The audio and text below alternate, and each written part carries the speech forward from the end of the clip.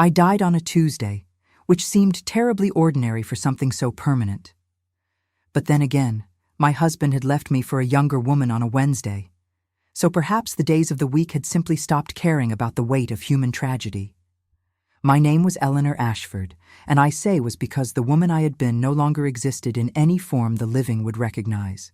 I had been a wife for 10 years, a hostess of modest renown, a keeper of a beautiful home in Hampstead, and the silent architect of my husband Victor's artistic success. I had mixed his paints when his hands trembled from drink. I had written the eloquent letters he signed with flourish. I had whispered composition ideas into his ear at night, only to see them appear on canvas the next morning as though they had sprung fully formed from his genius alone. And when he looked at me across the breakfast table, I had believed, foolishly, that he saw me. He did not. What Victor saw was furniture.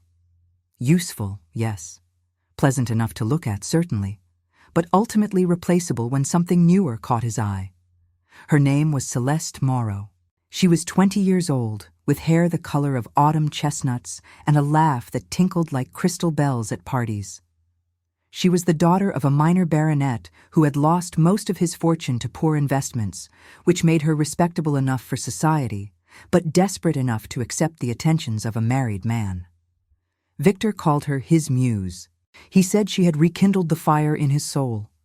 He announced this to me over dinner one evening in September between the soup course and the fish, as though he were merely commenting on the weather. I would like to tell you that I responded with dignity. That I rose from my chair with the cold grace of a woman wronged and delivered some devastating remark that would haunt him for the rest of his days. But the truth is far less satisfying. I simply stared at him, my spoon suspended halfway to my lips, and felt something inside my chest crack like ice on a winter pond. Not dramatically, not loudly, just a quiet, splintering surrender. 3 weeks later, I was dead. The doctors called it a failure of the heart, which struck me as medically accurate, but emotionally insufficient. My heart had not merely failed, it had been failed. There is a difference, though I suspect the distinction matters only to the dead. I remember very little of the dying itself. There was pain, yes, a terrible pressure in my chest, as though someone had placed a stone upon it. There was the pale face of my maid, Martha, hovering above me with tears streaming down her cheeks. There was the distant sound of church bells, though I could not say from which church they came. And then there was nothing at all, a vast and velvet darkness that wrapped around me like a mourning shawl. I expected to wake in heaven, or perhaps in some antechamber where a stern angel would review my earthly conduct before assigning me to my eternal destination. I had been a good woman, I thought. Not perfect, certainly, but good. I had given to charity. I had attended church. I had never once thrown a vase at my husband's head despite considerable provocation. Instead, I woke in my own bedroom. At first, I thought I had simply recovered from some terrible illness. The room looked exactly as it always had, with its rose-colored wallpaper and heavy damask curtains, the mahogany vanity where I had sat each morning to pin up my hair. Pale autumn light filtered through the windows, casting long shadows across the Turkish carpet. I could smell lavender and beeswax, the familiar sense of home, but something was wrong. I tried to sit up and found that I was already standing, though I had no memory of rising.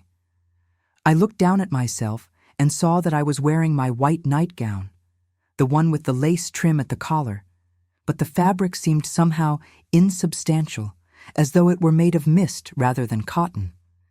And when I turned toward the bed, I saw her. She was lying where I had always lain, on the left side with the embroidered pillow beneath her chestnut hair. Celeste Morrow, in my bed, in my bedroom, in my house. Victor was beside her, his arm draped possessively across her waist, and he was snoring with the particular rumble that I had endured for a decade of marriage. His dark hair was disheveled against the pillow, and even in sleep, his handsome face wore an expression of self-satisfaction that made me want to scream. So I did. I screamed with all the fury and grief and betrayal that had been building inside me since that terrible dinner in September. I screamed until my throat should have been raw, until the windows should have shattered, until the very walls should have trembled with the force of my rage. Nothing happened. Victor continued to snore. Celeste murmured something in her sleep and turned her face into the pillow. The curtains did not stir. The candles on the nightstand did not flicker.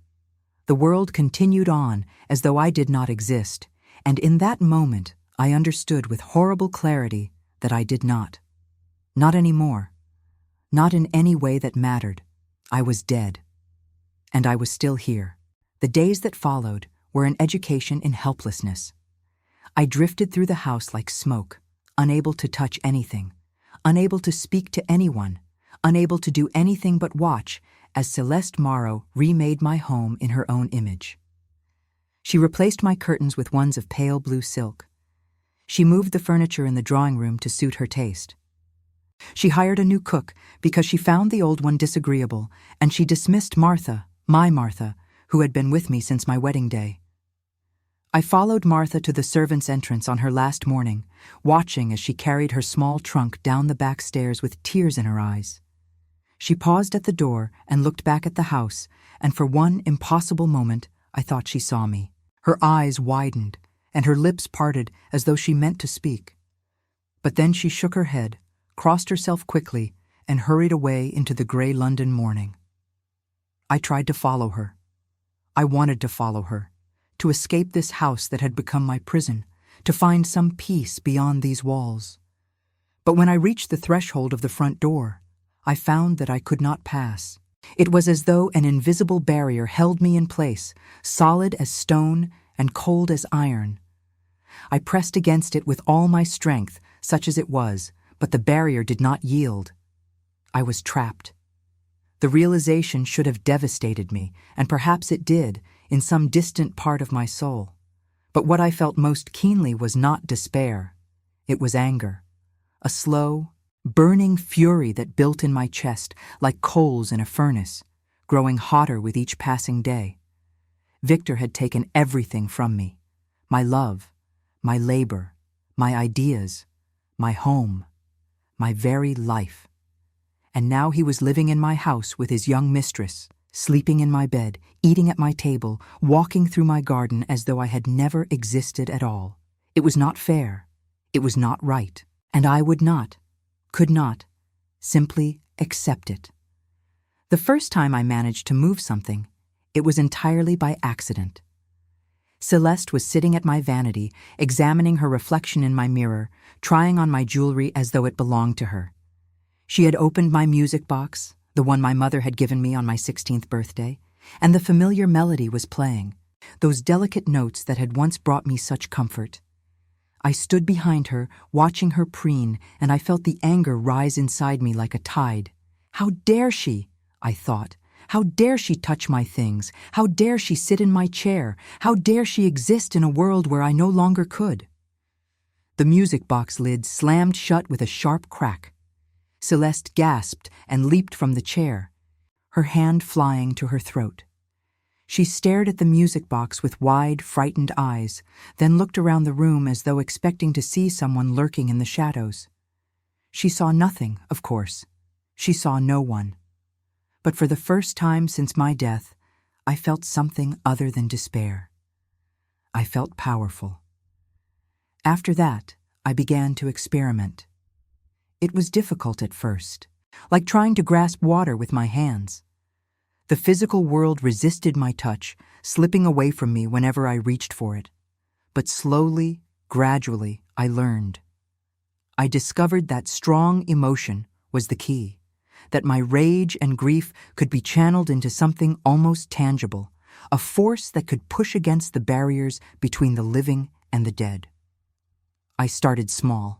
A candle that extinguished itself when Celeste entered a room, a book that fell from a shelf as Victor passed beneath it, the sound of footsteps in an empty hallway, there and gone before anyone could investigate.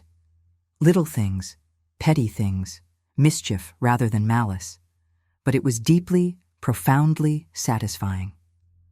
Victor dismissed the disturbances as drafts and old house settling.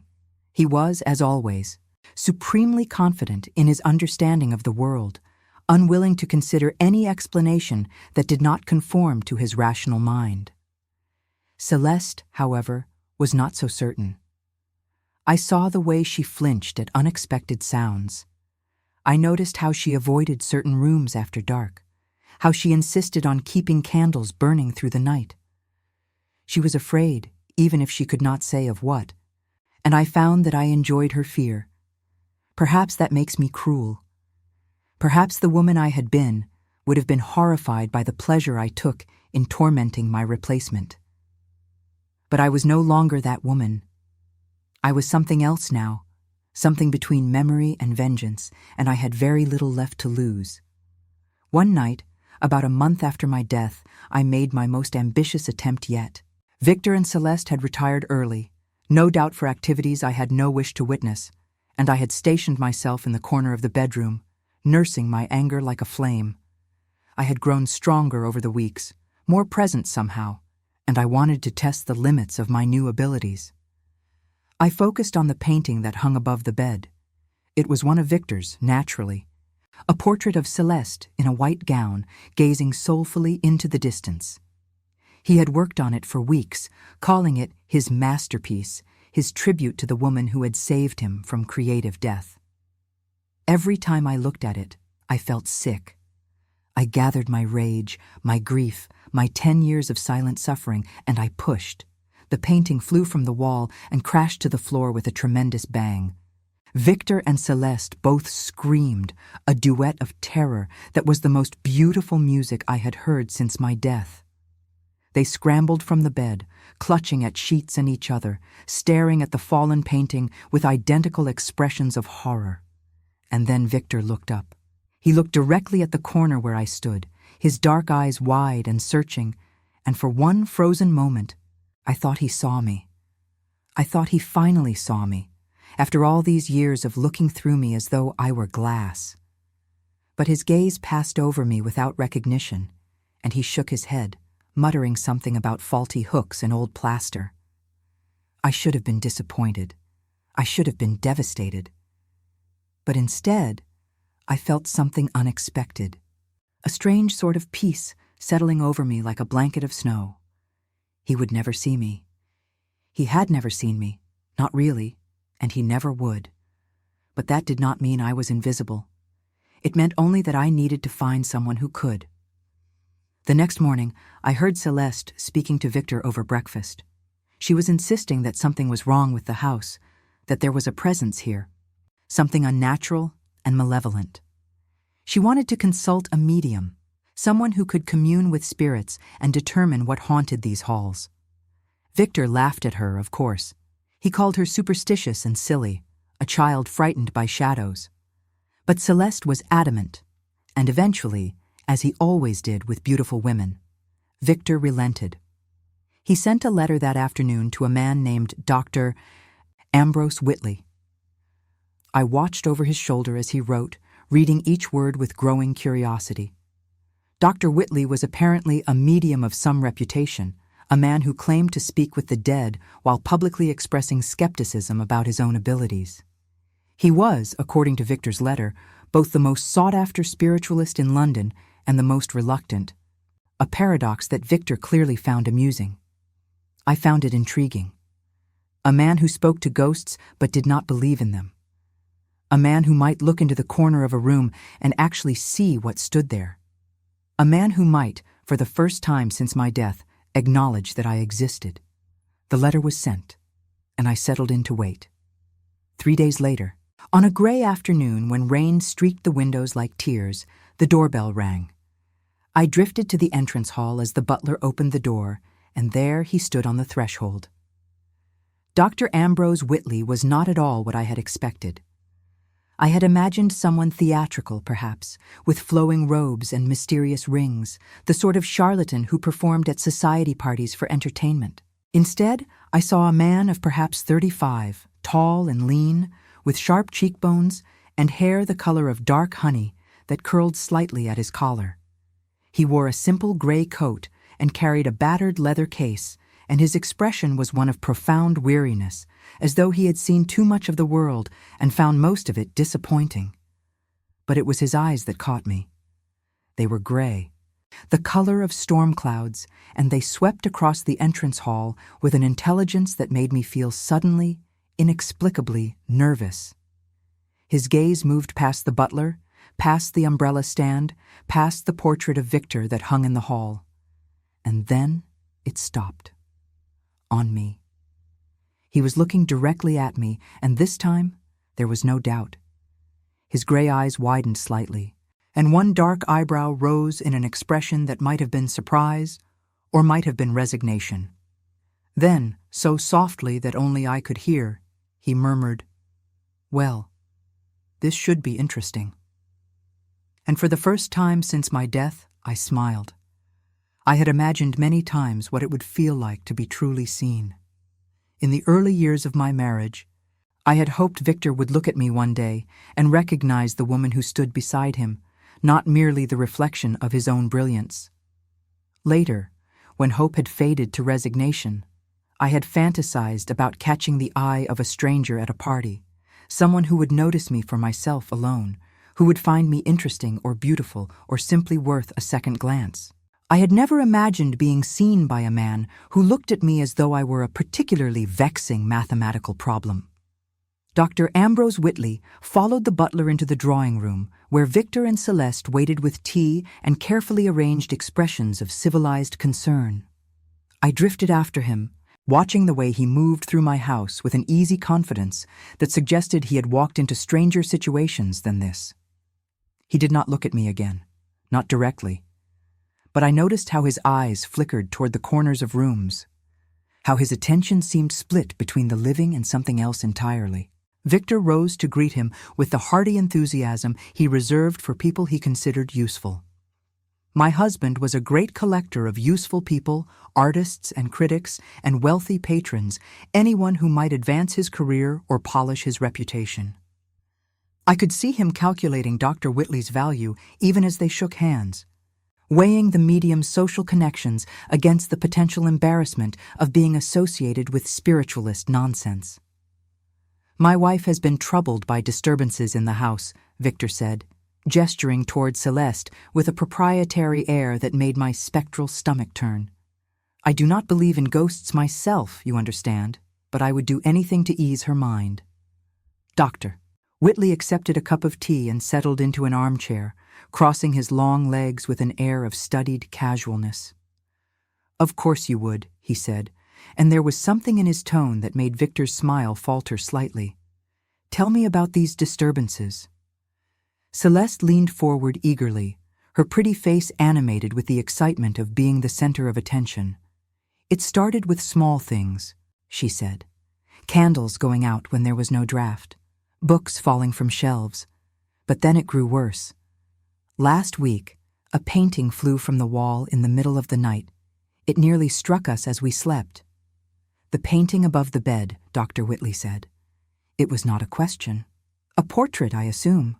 Of you." Celeste's eyes widened.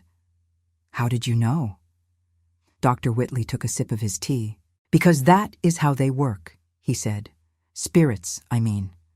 They are drawn to objects of significance, things that represent what they have lost or what was taken from them."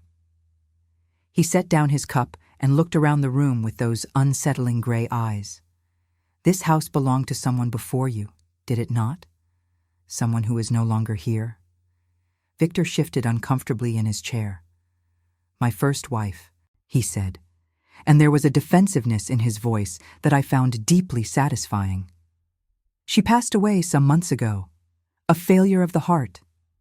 "I see," Dr. Whitley said, and I could have sworn his gaze flickered toward me for just an instant.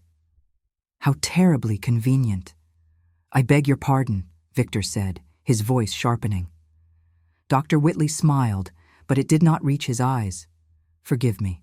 A poor choice of words. I only meant that it must have been difficult for you. Losing a wife, gaining a new one so quickly." He gestured toward Celeste with his teacup. "The heart is a mysterious organ."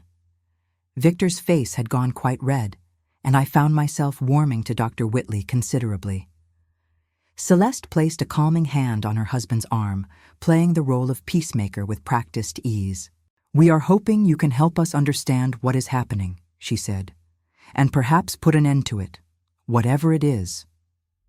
Dr. Whitley rose from his chair and walked slowly around the room, trailing his fingers along the furniture, pausing before the window to gaze out at the rain-soaked garden. I followed him, fascinated by the way he seemed to be listening to something just beyond the range of human hearing. "I will need to conduct a thorough examination of the house," he said at last. "Every room, every floor. These things take time. Spirits are not summoned like servants. They reveal themselves when they choose, and only to those they trust." "How long will this take?" Victor asked, and I could hear the impatience in his voice. "I am a busy man, Dr. Whitley. I have commissions to complete." "Art waits for no ghost," Dr. Whitley said dryly. "I understand completely. I will try not to disturb your creative process." He turned toward the door, then paused and looked back at Victor with an expression I could not quite read. "Tell me, Mr. Ashford, your first wife. What was her name?" Victor blinked, as though the question surprised him. "Eleanor," he said. "Her name was Eleanor."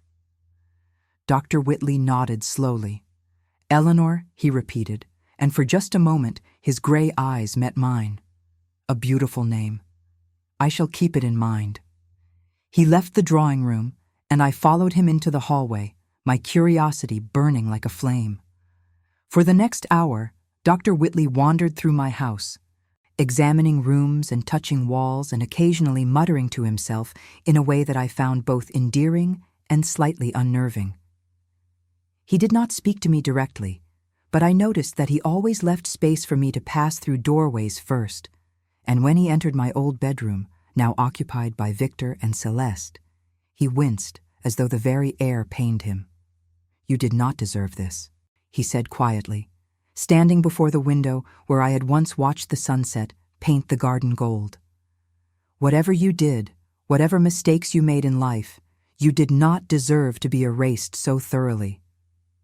I wanted to respond, to tell him that I had made no mistakes, that I had been a faithful and devoted wife, that my only crime was loving a man who was incapable of loving anyone but himself. But I did not know how to speak to the living, not yet, and so I simply stood beside him in silence, grateful beyond words to be acknowledged at all. Dr. Whitley turned from the window and surveyed the room with a critical eye. "They have changed everything," he observed. "New curtains, new linens, new paint on the walls, unless I am mistaken." He shook his head. "They are trying to erase you. But you are still here. That means something, Mrs. Ashford. That means you have unfinished business in this world." I nodded, though I was not certain he could see the gesture. He continued his examination, opening drawers and looking behind furniture, occasionally pausing to close his eyes and breathe deeply, as though he were scenting the air for something invisible. When he reached the vanity, he stopped before my mother's music box and touched it gently with his fingertips.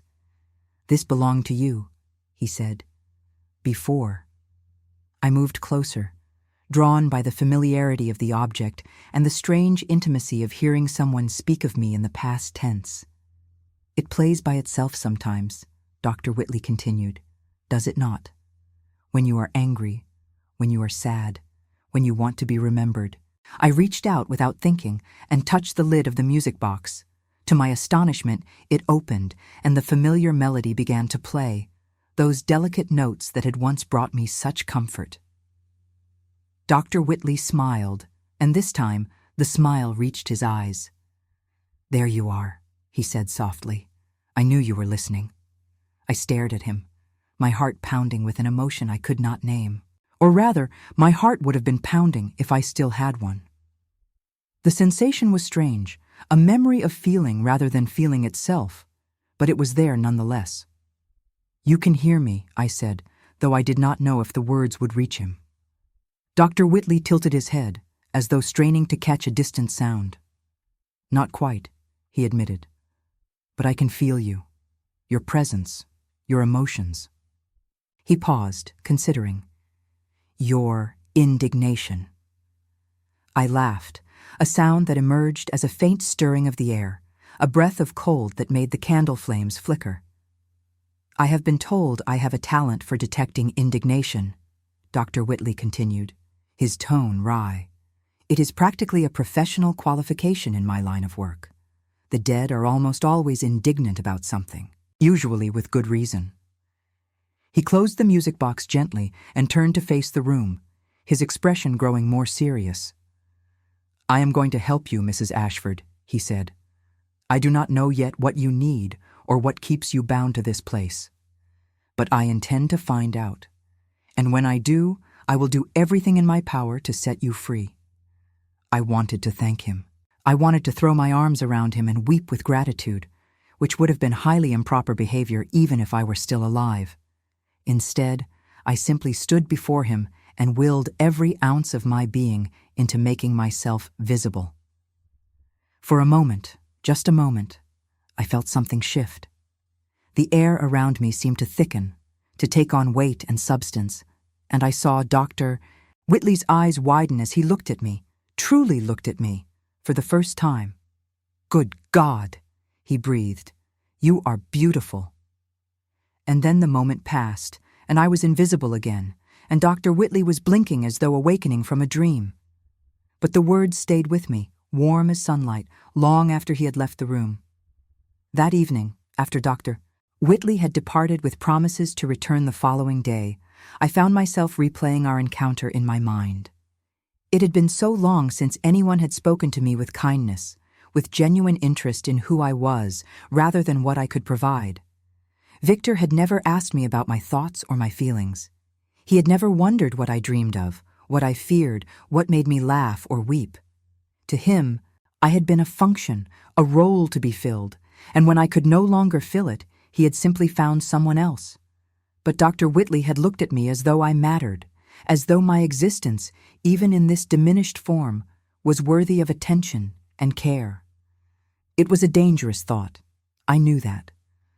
Whatever connection I might feel to this strange, sardonic medium was nothing more than gratitude, a ghost's desperate clinging to the first person who had acknowledged her in months.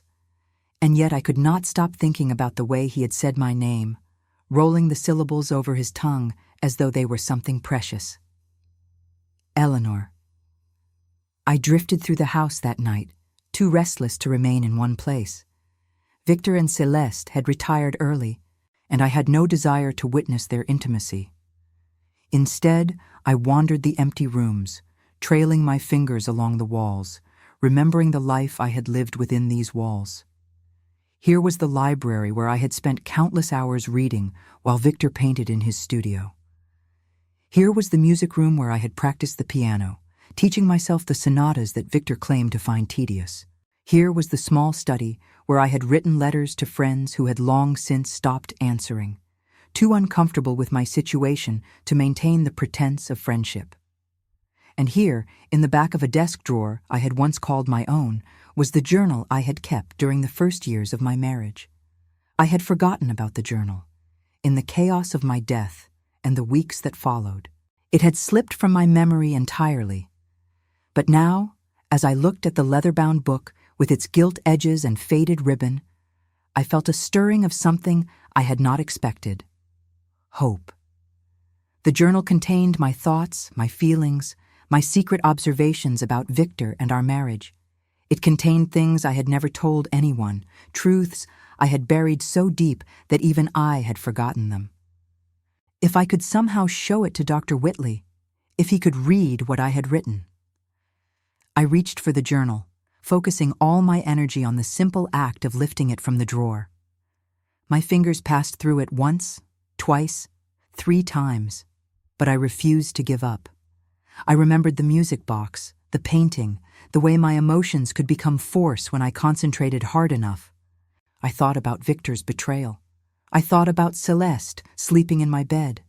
I thought about all the years I had wasted loving a man who had never loved me back. And I pushed. The journal rose from the drawer, trembling in the air, and I felt a surge of triumph so fierce it nearly made me corporeal again. I carried it across the room, my concentration unwavering, and placed it carefully on the desk where Dr. Whitley would be sure to find it when he returned. Then I settled into the chair beside the window and waited for dawn. Dr. Whitley arrived at precisely 10 o'clock the next morning, carrying his leather case and wearing an expression of determined focus that I found unreasonably attractive.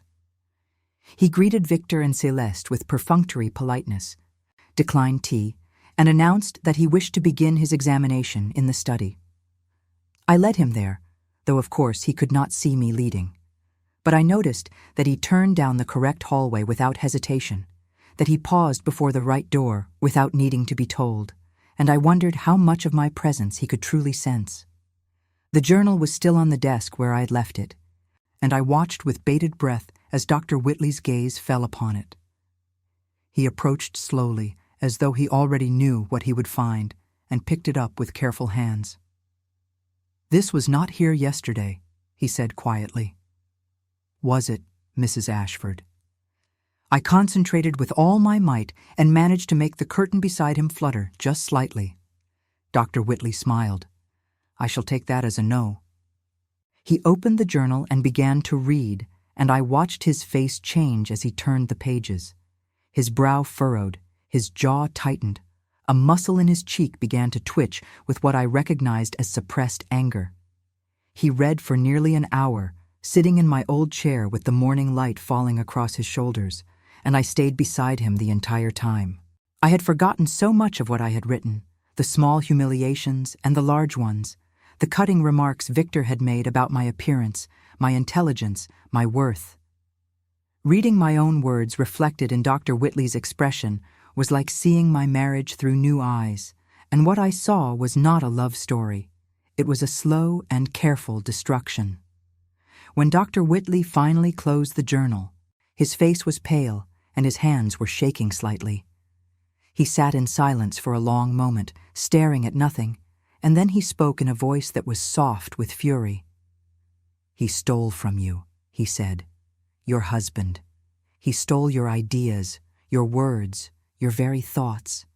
And when you discovered the truth, when you confronted him about it, he made you believe you were mad, that you had imagined it all, that you could not trust your own memory."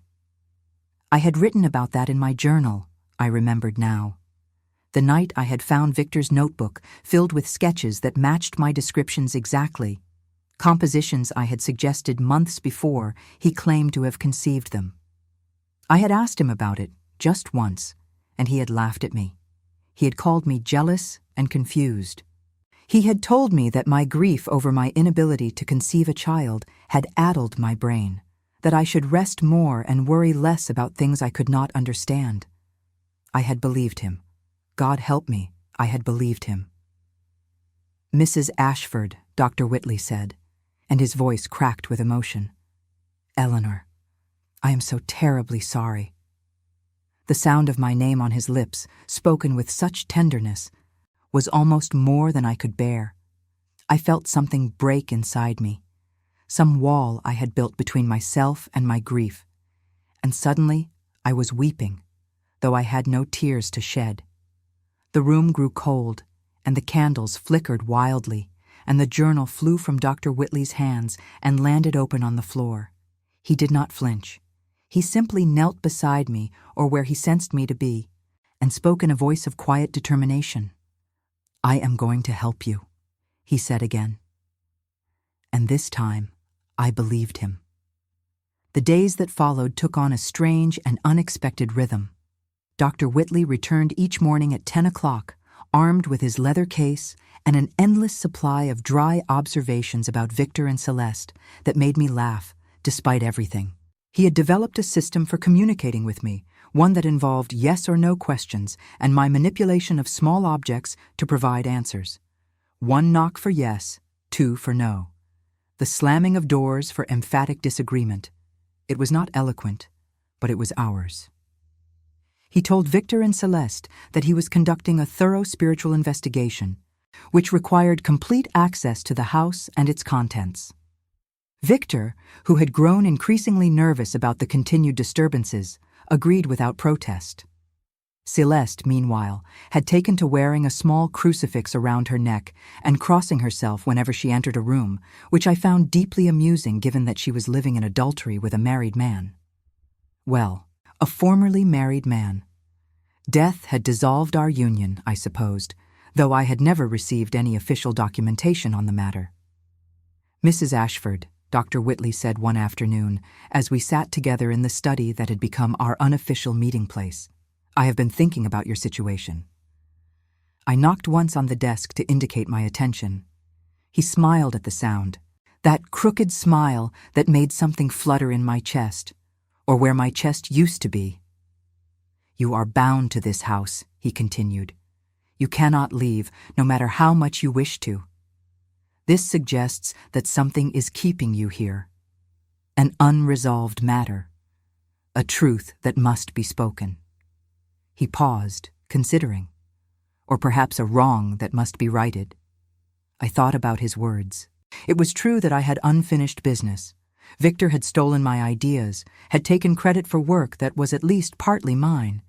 He had made me doubt my own mind. He had replaced me before my body was cold. These were grievances that cried out for justice, for acknowledgement, for some kind of reckoning. But was that truly what bound me to this place? Or was it something else? Something I had not yet discovered? "I want to find out more about your death," Dr. Whitley said, as though reading my thoughts. "You wrote in your journal that you had been feeling unwell for some time. Headaches, fatigue, difficulty concentrating." He frowned. "These are not typically symptoms of a heart condition." I knocked once, confirming. I had indeed experienced those symptoms in the months before my death, though I had attributed them to stress and unhappiness. Victor had been pulling away from me, spending more and more time at his studio, coming home late with the smell of perfume on his coat. I had known something was wrong, but I had not had the courage to confront him directly. "Did you see a doctor about these symptoms, doctor?" Whitley asked. I knocked twice. "No." Victor had discouraged me from seeking medical attention. He had said I was being hysterical, that there was nothing wrong with me that a little rest and fresh air would not cure. And I, fool that I was, had believed him. Dr. Whitley's frown deepened. "I should like to speak with your physician," he said, "the one who attended you at the end." "Do you remember his name?"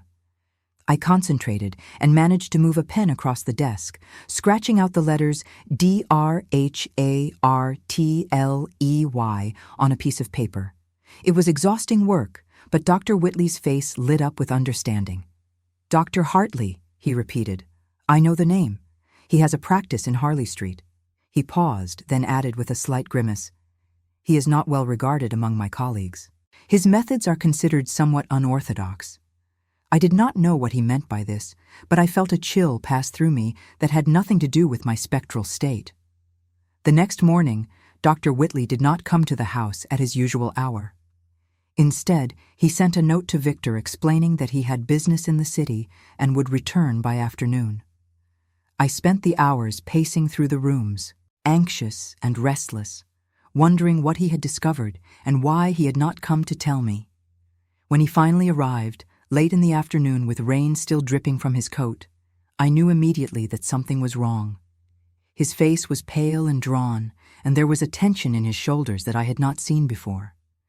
He found me in the study, where I had been waiting for hours, and closed the door behind him with deliberate care. "Mrs. Ashford," he said quietly, "Eleanor, I have learned something about Dr. Hartley, about his practice, and about his connection to your husband." I knocked once, urging him to continue. "Dr. Hartley is known for providing certain services to wealthy clients," he said. "Services of a discreet nature. He specializes in treating nervous conditions in women, hysteria, melancholia." He paused, and in some cases he has been known to prescribe remedies that produce symptoms rather than cure them. I did not understand at first, and then, slowly, horribly, I did. "Your husband consulted with Dr. Hartley 6 months before your death," Dr. Whitley continued. his voice tight with controlled anger. He paid him a substantial sum, and shortly after that consultation, you began to experience symptoms that no one could explain. Headaches, fatigue, confusion, symptoms that made you seem unstable, unreliable, easy to dismiss. I felt as though the floor had dropped away beneath me, though I had no floor to stand on. Victor had not merely betrayed me. He had not merely stolen from me. He had slowly, deliberately, systematically poisoned me.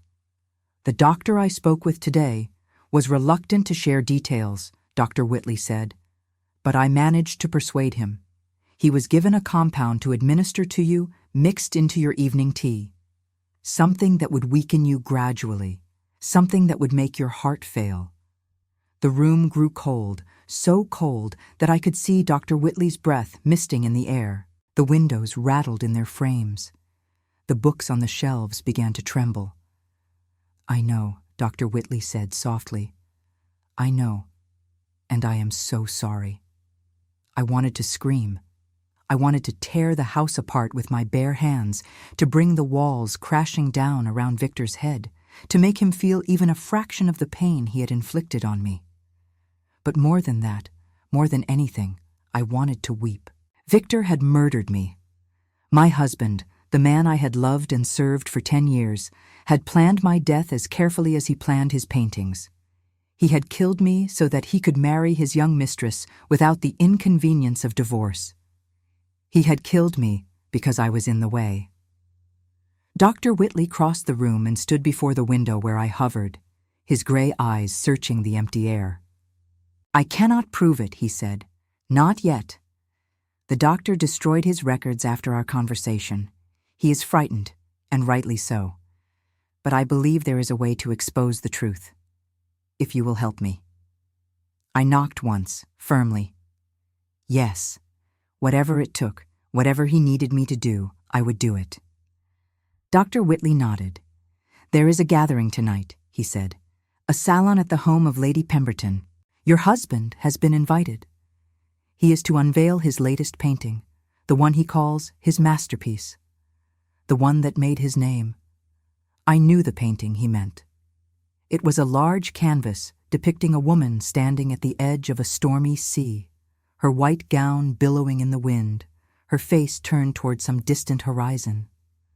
Victor had worked on it for months, obsessing over every brushstroke, and when it was finished, he had declared it the finest work of his career.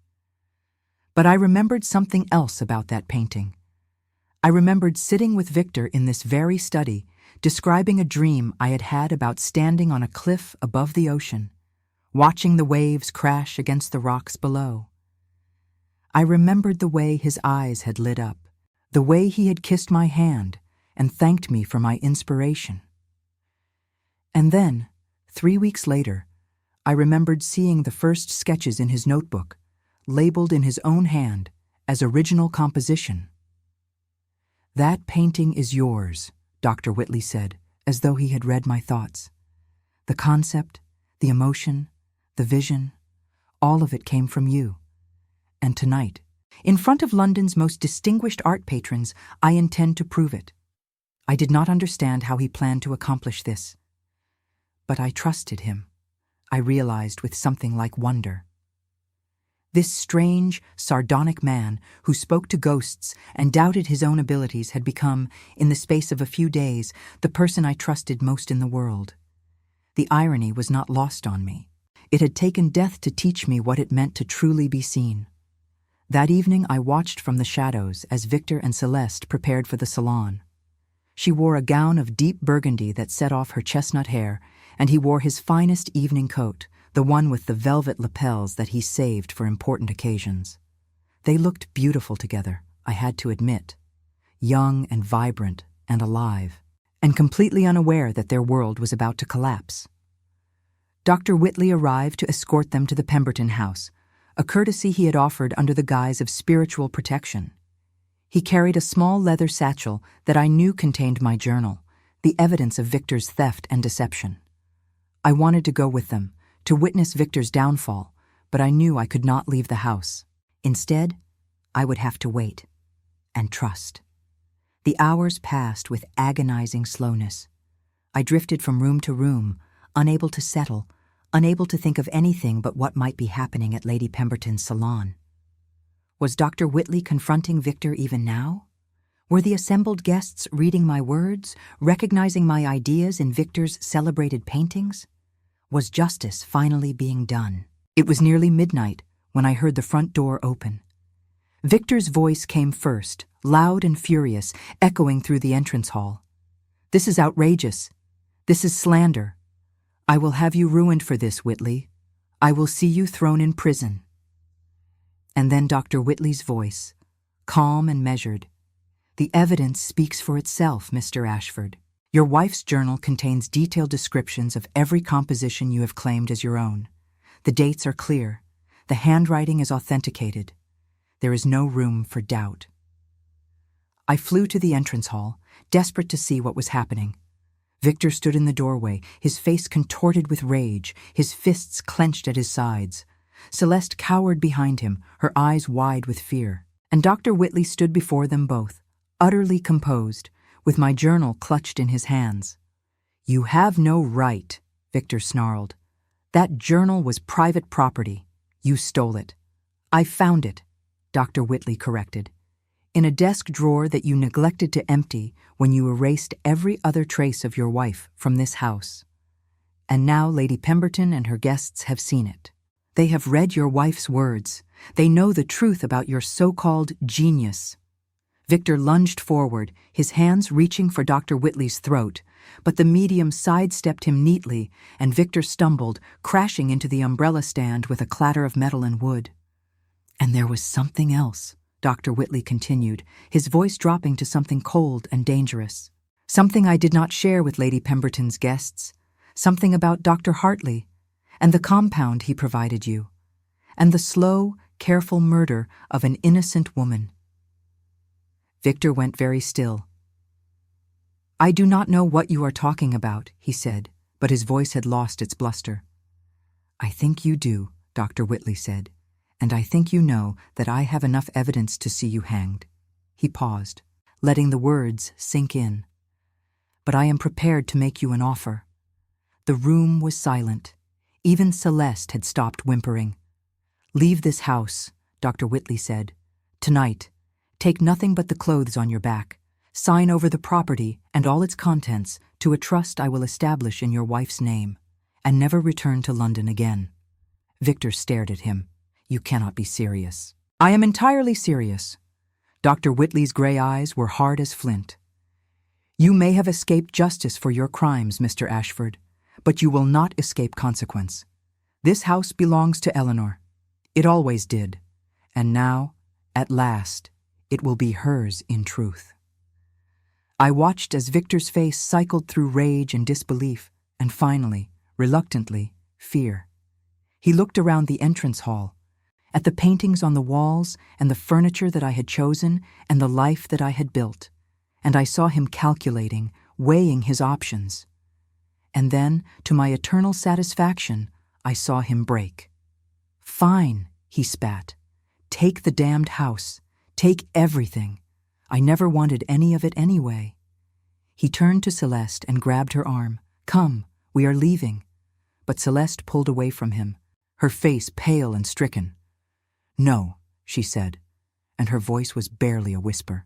"No, Victor, I am not going with you." "What?" Victor demanded. Celeste backed away, shaking her head.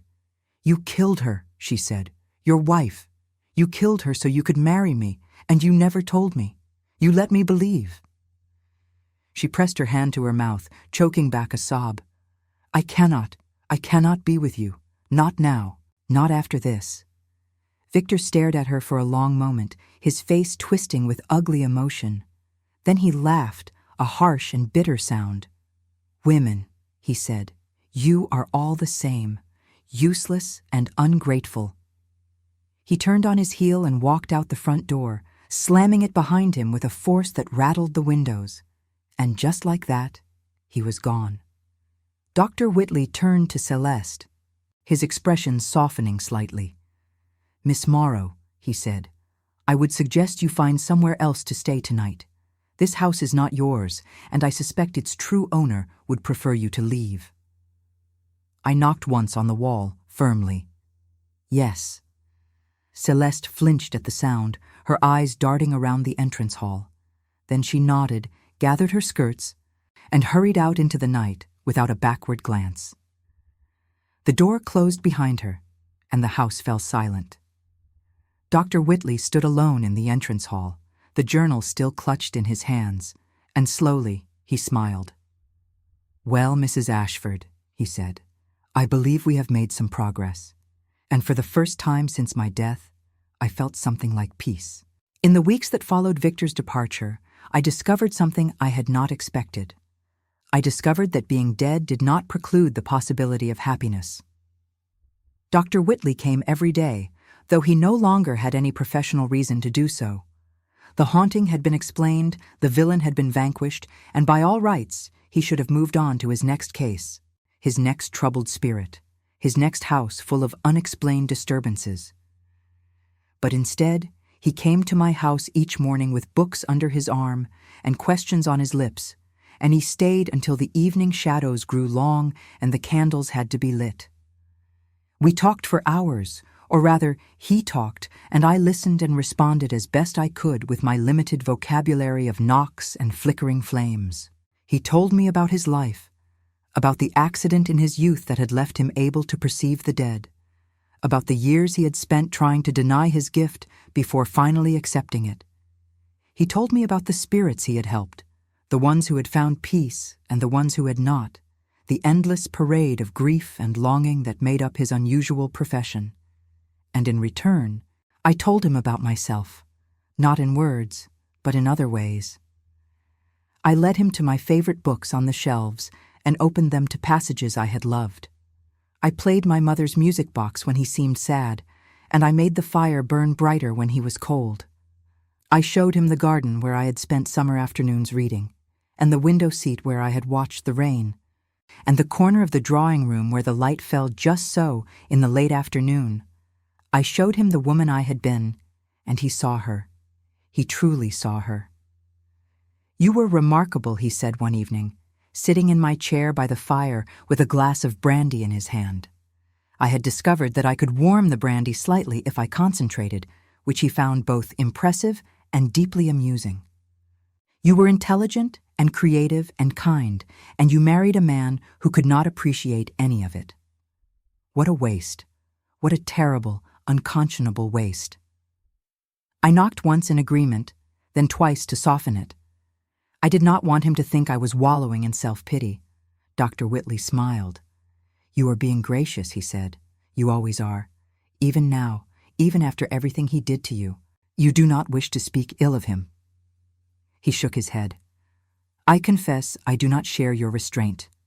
I think Victor Ashford is a contemptible excuse for a human being, and I hope he spends the rest of his miserable life in obscurity and regret."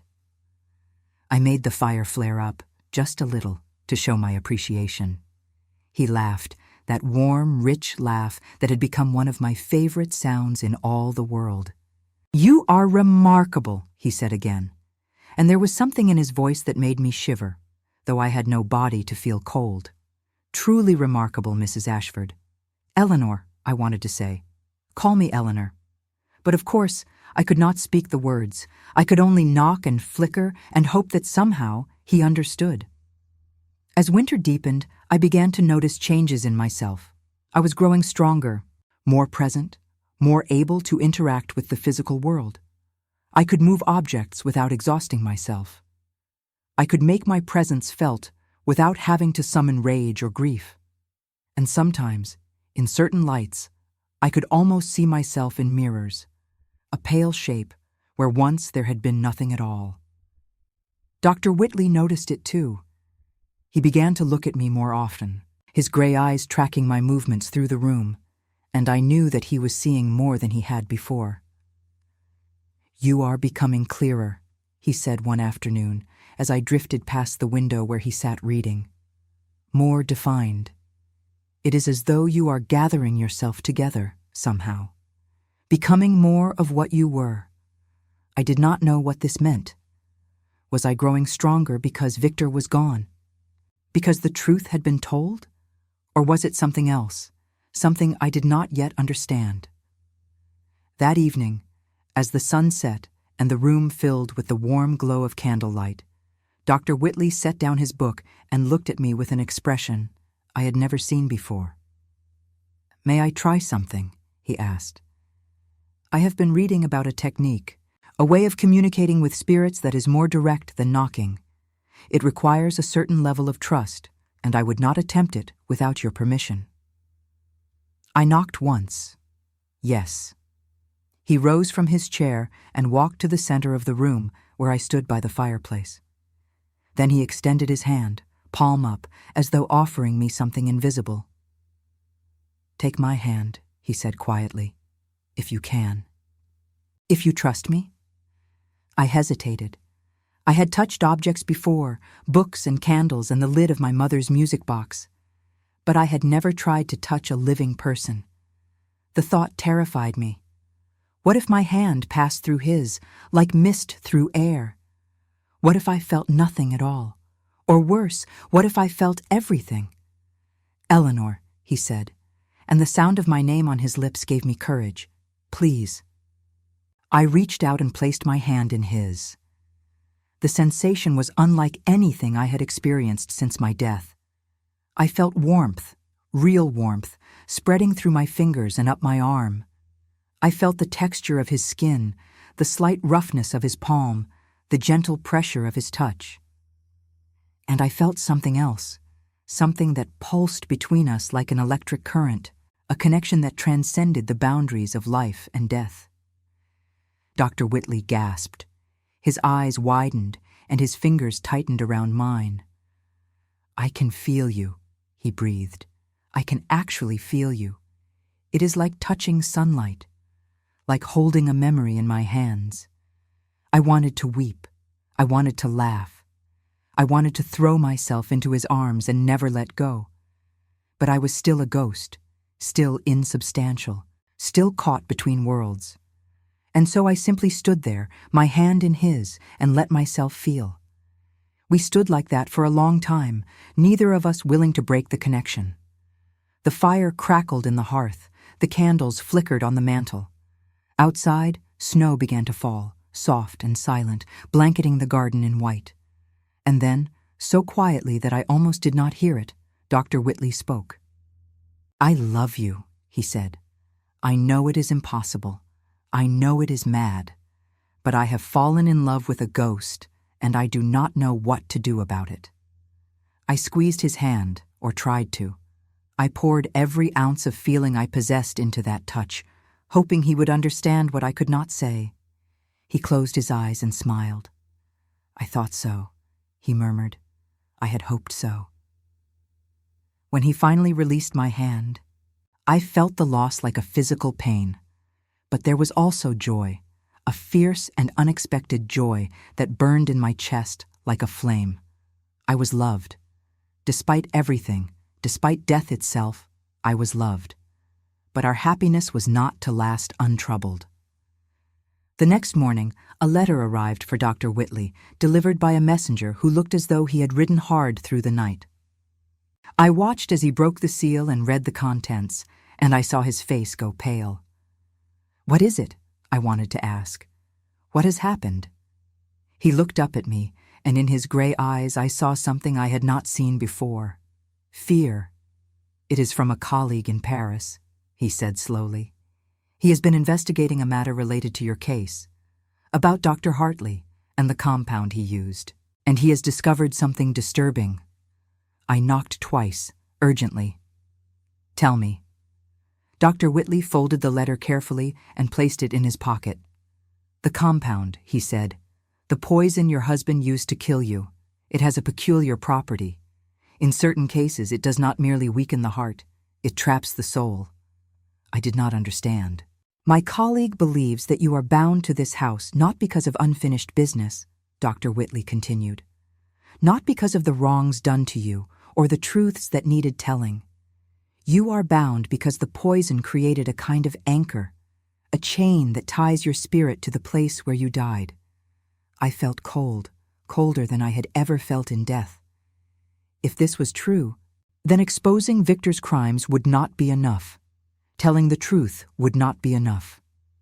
I would be trapped here forever, a ghost in my own home, watching the years pass while the world moved on without me. Is there a cure? I knocked frantically on the wall. Is there any way to break the chain? Dr. Whitley was quiet for a long moment. My colleague believes there may be, he said at last. But it is dangerous. It would require a ritual, a ceremony to sever the connection between your soul and the poison that binds it. And it would require something else. He hesitated. A sacrifice. What kind of sacrifice? I wanted to scream. What are you not telling me? But before I could knock again, he crossed the room and took my hand, and the warmth of his touch drove the cold away. Let me worry about that, he said gently. Let me find a way. You have spent too long carrying burdens alone, Eleanor. Let me carry this one for you. I wanted to argue. I wanted to demand answers, to understand exactly what he meant by sacrifice and why there was fear in his eyes. But I was tired, so tired, and his hand was warm, and for just a moment, I allowed myself to believe that everything would be all right. The days that followed were both beautiful and terrible. Beautiful because Dr. Whitley was there, always there, filling the house with his presence and his love.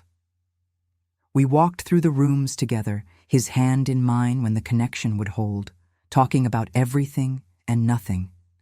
He read to me from poetry books, choosing verses about love and loss and the thin veil between worlds. He played the piano in the music room, filling the house with melodies that made me ache with longing. And he researched. For hours each day, he pored over books and letters and arcane documents, searching for the ritual that might set me free. I watched him grow thinner, paler, more intense. I saw the shadows under his eyes deepen and the lines around his mouth grow sharper. He was driving himself too hard, I knew. He was sacrificing his own health in the pursuit of my freedom. One evening, I gathered all my strength and made myself visible. It was the most difficult thing I had ever done, more exhausting than moving paintings or slamming doors, but I needed him to see me. I needed him to understand. He looked up from his books, and his breath caught in his throat. Eleanor, he whispered, my God, you are beautiful. I held up my hand, palm out, willing him to stop, to listen. Please, I said, and the word came out as a whisper of wind, barely audible but unmistakably a word. Please do not destroy yourself for me. I am not worth it. He rose from his chair and crossed the room to stand before me. His gray eyes were bright with unshed tears. You are worth everything, he said. You are worth more than my health, more than my reputation, more than my life itself. Do you not understand? He reached out and touched my face, and I felt it. I truly felt it, the warmth of his fingers against my cheek. You have shown me what it means to truly see someone, what it means to truly love, and I will not lose you. Not now, not ever. I wanted to argue. I wanted to make him see reason. But I was fading, my visibility slipping away, and all I could do was lean into his touch and hope that somehow, somewhere, there was a way for us to be together. The answer came 3 days later, in the form of an old woman with white hair and knowing eyes. Her name was Madame Lefebvre, and she had traveled from Paris at Dr. Whitley's request. She was a spiritualist of some renown, he explained, a woman who had spent her life studying the boundaries between the living and the dead. If anyone could help us, it was her. Madame Lefebvre walked through the house slowly, her eyes half closed, her weathered hands trailing along the walls. She paused in the doorway of the bedroom where I had died, and she nodded once, as though confirming something she had already suspected. The binding is strong, she said, her voice thick with a French accent. Stronger than any I have seen, but it is not unbreakable. Tell me what to do, Dr. Whitley said. Tell me what the ritual requires. Madame Lefebvre turned to look at him, and there was something like pity in her ancient eyes. The ritual requires an anchor, she said, A connection between the spirit and the living world. Someone who loves her enough to call her back, and someone willing to let her go. I do not understand, Dr. Whitley said. Madame Lefebvre smiled sadly. To break the chain, she said, you must give her a choice. Life or death, staying or going. And you must be willing to accept whatever she decides. She paused, even if it means losing her forever. Dr. Whitley was silent for a long moment. Then he looked at me, or where he sensed me to be, and his face was full of love and pain and fierce determination. Then that is what we will do, he said, whatever it takes, whatever it costs. Madame Lefebvre nodded. Then we begin tonight, she said, at midnight, when the veil between worlds is thinnest. I watched them prepare the ritual, my heart full of fear and hope and a love so powerful it threatened to tear me apart. In a few hours, I would have to make a choice that would determine not only my fate, but the fate of the man I loved. And I had no idea what I was going to decide. The clock struck midnight, and the ritual began. Madame Lefebvre had transformed my bedroom into something between a chapel and an observatory. Candles burned in every corner, their flames steady and unwavering, despite the winter wind that rattled the windows. Mirrors had been placed at precise angles around the room, reflecting the candlelight until the space seemed filled with stars. And in the center of it all stood Dr. Whitley, his gray eyes fixed on the place where I waited, invisible but present. I had spent the hours before the ritual wandering through the house, saying goodbye to the rooms I had loved, the furniture I had chosen, the garden I had tended through 10 years of marriage. It was strange to feel such affection for a place that had also been my prison. But this house had witnessed my life, my love, my death, and my unexpected resurrection. Whatever happened tonight, I would carry it with me always. Now, as Madame Lefebvre began to chant in a language I did not recognize, I felt the air around me begin to shift. It was as though invisible hands were pulling at the threads of my being, loosening the chains that bound me to this place. The sensation was not painful exactly, but it was disorienting, like being slowly unwoven from a tapestry I had not known I was part of. Eleanor, Dr. Whitley said, and his voice cut through the chanting like a beam of light through fog. Can you hear me? I gathered my strength and made myself visible one last time. It was easier now than it had been before, as though the ritual was already working, already drawing me closer to the surface of the world. I can hear you, I said, and this time my voice was clear and strong. His eyes widened, and I saw tears gather at their corners. You are speaking, he breathed, actually speaking. I smiled, though I could feel the effort it cost me. Apparently death has finally taught me to use my voice. He laughed, a sound caught somewhere between joy and grief. Typical, he said. You find your words just as we are about to lose each other.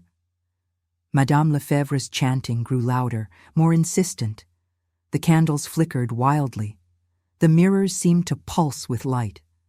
And I felt the chains that bound me begin to snap, one by one, like threads under too much tension.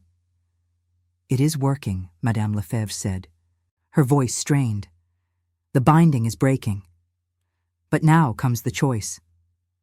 She turned to Dr. Whitley, her ancient eyes grave. You must call her, she said.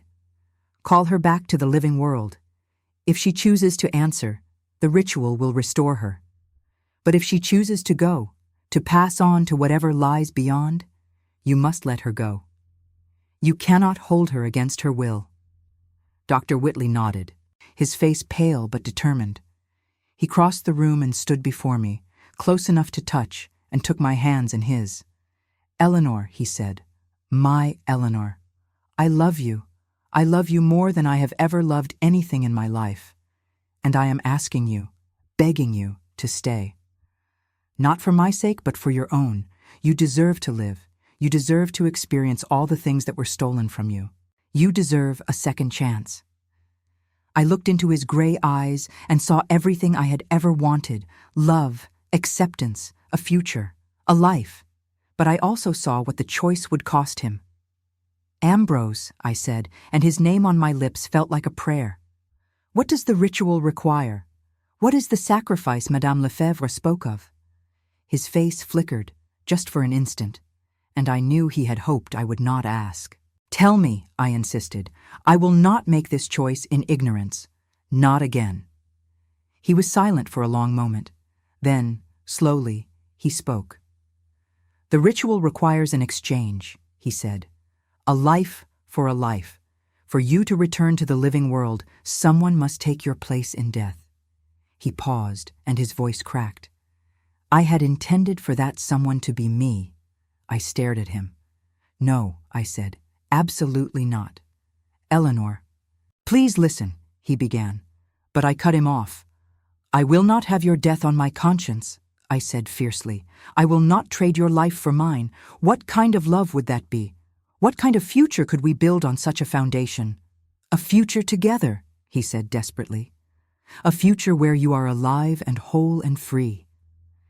And you are dead, I finished. Gone. Lost to me forever. I shook my head. No, Ambrose. I would rather remain a ghost for eternity than live a single day knowing I had cost you your life. Madame Lefebvre stepped forward, her expression unreadable. There is another way, she said quietly. We both turned to look at her. The exchange does not require a death, she continued. It requires a sacrifice, a willing surrender of something precious. A life for a life, yes, but life takes many forms. What do you mean? Dr. Whitley asked. Madame Lefebvre looked at me, her ancient eyes piercing. You were poisoned, she said. Slowly, deliberately, over many months.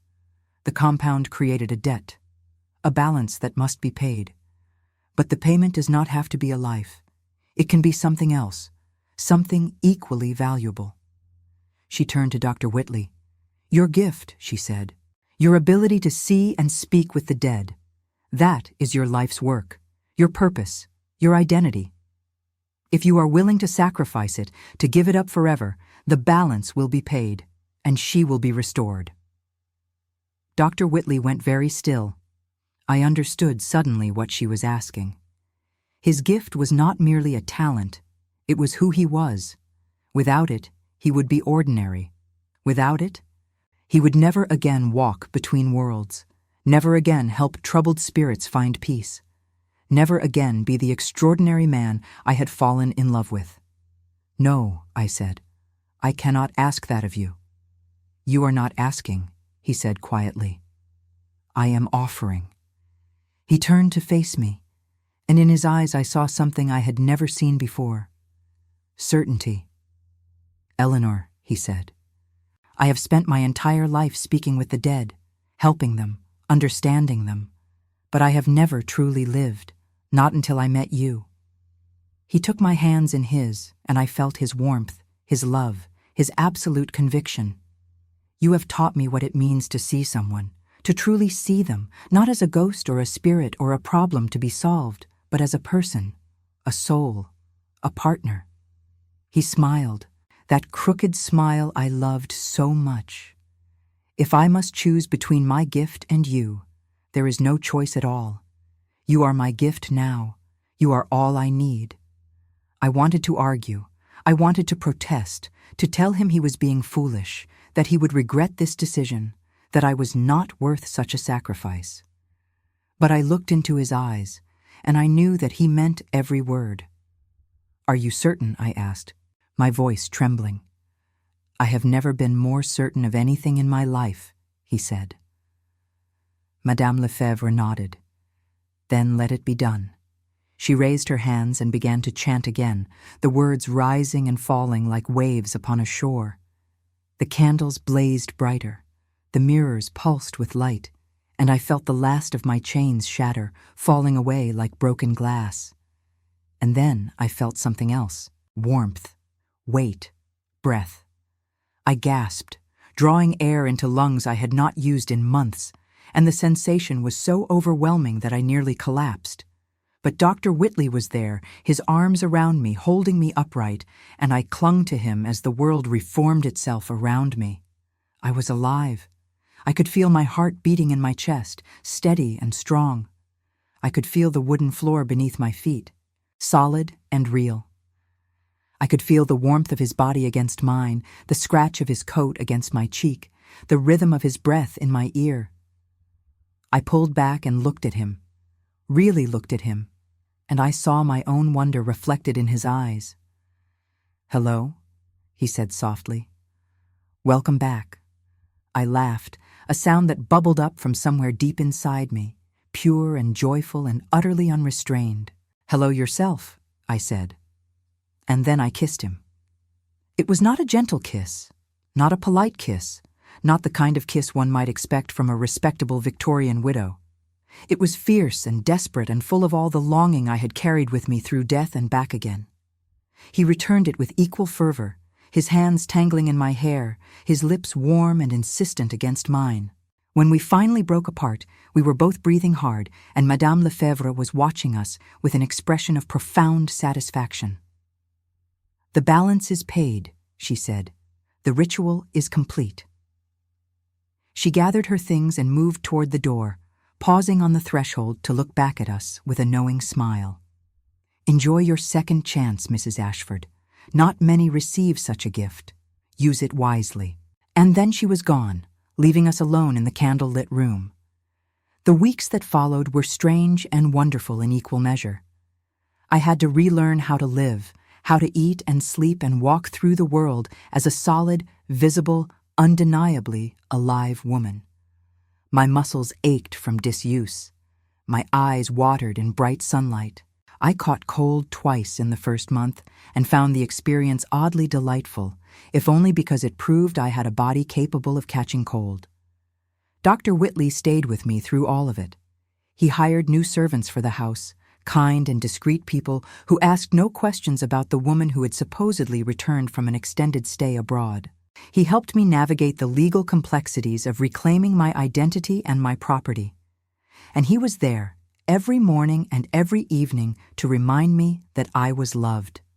His gift was gone, as Madame Lefebvre had promised. He could no longer see ghosts or speak with spirits or walk the thin line between worlds. At first, I worried that he would regret the sacrifice, that he would come to resent me for what he had lost. But when I asked him about it, he only smiled and took my hand. "I can still see you," he said. "That is all the vision I need." We married in the spring, in a small ceremony attended only by a handful of trusted friends. I wore a gown of pale blue, not white, because I was a widow after all, and there are some proprieties even the resurrected must observe. Ambrose wore a gray coat that matched his eyes, and when he slipped the ring onto my finger, I wept openly and without shame. The scandal, of course, was magnificent. London society could not decide which was more shocking, that Victor Ashford's supposedly dead wife had returned from the grave, or that she had married a disgraced medium within months of her miraculous recovery. The newspapers ran breathless articles about mysterious disappearances and secret affairs and possible witchcraft.